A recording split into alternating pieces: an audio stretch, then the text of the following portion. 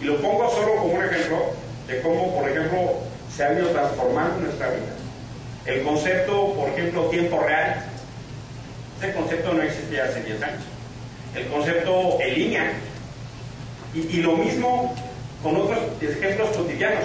Cuando mi madre me mandaba a comprar cosas, siempre nos daba una lista y nos decía, toma un 20 por si te pierdes. Entonces, ahora yo tengo que explicarle a mis hijas qué quiere decir la expresión, ¿ya te cayó el 20? Porque mi hija me pregunta, ¿qué es un 20 y a dónde cae? Pues porque ya no hay 20, ya no hay, esos teléfonos ya no existen. Y lo mismo, en algún momento mi padre me tuvo que explicar la expresión, se te botó la canica, porque yo no entendía qué decía esto. Bueno, era la tapa de los bidones de agua mineral, que cuando se agitaba se botaba. Esas expresiones son reflejos y espejos de una cotidianidad. Pongo esos ejemplos tan concretos para hacer saber cómo se va transformando nuestra vida y cómo en ese mismo sentido se van transformando nuestras relaciones, nuestros instrumentos jurídicos, nuestros contextos democráticos. Y así es la democracia. La democracia no es una cosa ya dada. No, tampoco la podemos considerar que como ya existe no tenemos que luchar por defenderla. No, también es una cotidianidad que tenemos que asumir y que se va a ir transformando y que se va a ir generando. Inclusive puede darse contextos no solo de un proceso lineal, no, puede haber también caídas y regresiones y tenemos que asumirlo, porque generalmente se explica a la democracia como algo dado y no es así. La siguiente, por favor. Entonces, en realidad yo quisiera que pudiéramos hacer un ejercicio no solo para ubicar a la democracia como un sistema formal, sino en esta forma de garantizar que la persona tenga estos elementos no solo para tener principios, reglas, instituciones, procedimientos, la parte formal de la democracia, sino también como el término de relación. Y ahí entonces es parte de lo que podríamos empezarnos a preguntar. Platicaba anoche con algunos compañeros, con algunos amigos, que una de las cosas que a mí más me preocupó del 2006 no fue el hecho del resultado electoral, sino que después de 30 años de estar discutiendo la democracia, el saldo fue un país con un tejido social despedazado. Llevamos 30 años discutiendo la democracia y cuando necesitábamos los valores de la democracia, cuando necesitábamos el respeto, el diálogo, la tolerancia, brillaron por su ausencia. Al menos en la Ciudad de México se convirtió en un motivo de insulto la preferencia electoral. Llegó a ser motivo de violencia estallar el medallón de un coche porque tenía una calcomanía de determinado candidato. Algo que consideramos como básico los derechos humanos, el derecho a la expresión, a la identidad ideológica, tu libertad de opción, se convirtió en motivo de insulto. La sociedad quedó profundamente polarizada.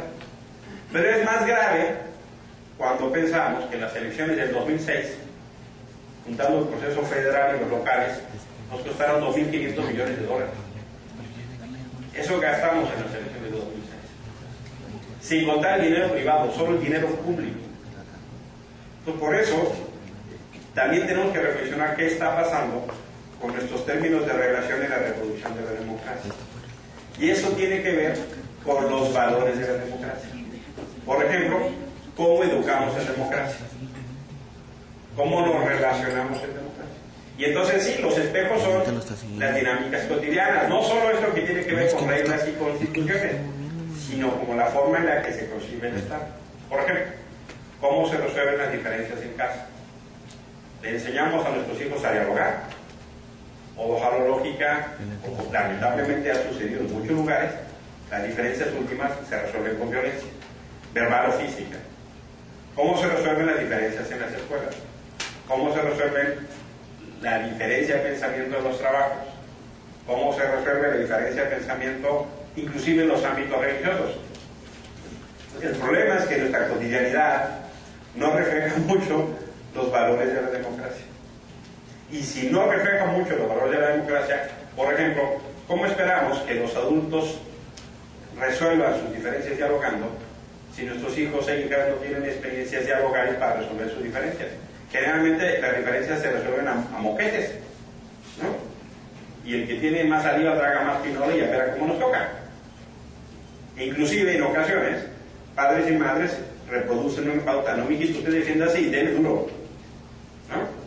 Entonces, ahí un poco lo pongo en el espejo del 2006. Algo estamos haciendo mal como sociedad, con independencia del resultado, algo estamos haciendo mal, que después de 30 años de estar discutiendo la democracia, se nos fracturó como se nos fracturó el tejido social.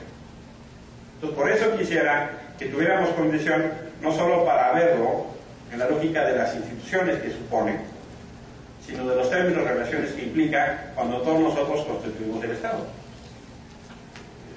Don Raúl, que recién conocí, o Tere, o Galina, o yo, todos cedemos parte de nuestra libertad, parte de nuestra independencia para construir el Estado. Pero ¿en qué términos lo hacemos? Entonces les invitaría, la siguiente por favor, a que podamos pensar entonces en la democracia sí, desde estas dos dimensiones, desde su especificidad, en particular, por ejemplo, acá, porque Juárez tiene sus características y sus condiciones, pero también desde lo que supone este proceso de construcción de ciudadanía.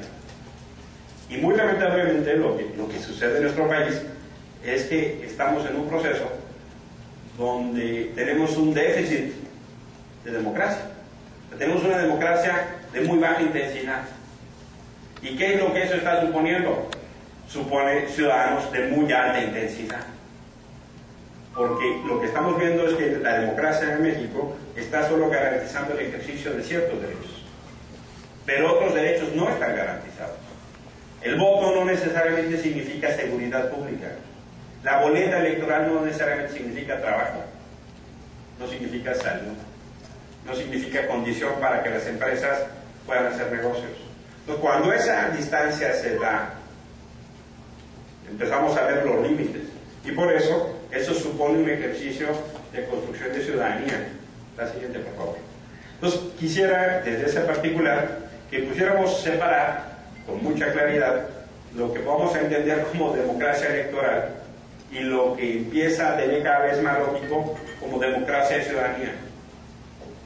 Lo que México ha estado discutiendo en los últimos años, y no solo México, América Latina, es esencialmente un fenómeno centrado en la democracia electoral. La fuerza de los procesos es tan grande y cada rato hay elecciones en este país, o federales, o estatales, o de medio término, municipales, o de congreso de rey, que arrastra la discusión. Inclusive eso hasta genera una enorme dificultad para la construcción de acuerdos, porque ya se agarraron a moquetes en Oaxaca, porque en Hidalgo hubo problemas, porque tienen elecciones en Zacatecas, y porque entonces ahora en Yucatán, y entonces yo no te paso la reforma porque allá dijiste que yo no había ganado. Entonces, hay una condición de una fuerza centrípeta tan grande que jala y pone su centro en la democracia electoral. Pero ese debate tiene que ver con entender que no solo se necesitan las formalidades de la democracia electoral, las formalidades de saber votar, de tener credencial de elector, de que haya partidos, no, sino la democracia de ciudadanía que supone que tengamos condición para ejercer nuestros derechos. Al final del día, o por principio del día de día, la democracia es un complejo sistema de ejercicio de derechos, no solo de una parte de los derechos. Pero lo que ha venido pasando es como si entrásemos a un banquete y nos quedamos solo con la entrada, cuando el resto de la mesa hay otro tipo de banquetes y de comida. Estamos limitando el concepto a un ámbito esencialmente electoral y no estamos generando condición para que se produzca esa democracia de ciudadanía. Esta evaluación es lo que está haciendo, entre otros actores, el PNUD, el Programa de las Naciones Unidas para el Desarrollo. ¿Qué está pasando en América Latina? Y regresaron los países después de las dictaduras y están supuestamente todos en democracia, y al final del día, en 2004, hicieron una investigación que resultaba muy pertinente. Más de la mitad de las personas que participaron en esa encuesta decían que no les importaba el tipo de gobierno si se garantizaba la salud, la educación y el trabajo. Viniendo de quien viene, eso es una declaración dramática, porque viene de países que vivieron la experiencia de las dictaduras militares y los gobiernos de facto. Esa experiencia se convirtió en un foco rojo en el pensamiento en América Latina, porque quiere decir que algo está fallando. La democracia no está generando entonces esta condición. Y por eso se hacía la discusión para poder entonces ubicar de qué estamos hablando en términos de la democracia electoral y de la democracia de ciudadanía.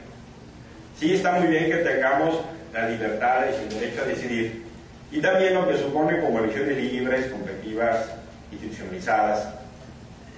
Y en este particular, más allá de eso, déjame abrir un corchete.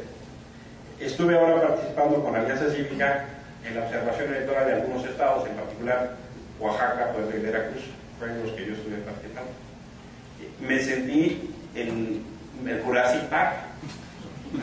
Esas faunas electorales que nosotros creíamos que estaban medio en extinción, los mapaches, los ratones locos, las urnas embarazadas, el muerto votante, la operación hormiga, la operación tamal, el taco, el robo de... Todas esas faunas electorales que tenemos en abundancia, que además somos requete creativos, el carrusel. También acá tuvieron sus condiciones y cosas que creíamos básicas de país regresaron con entusiasmo igual, o tal vez habría que decir nunca se fueron. Por ejemplo, en algunas entidades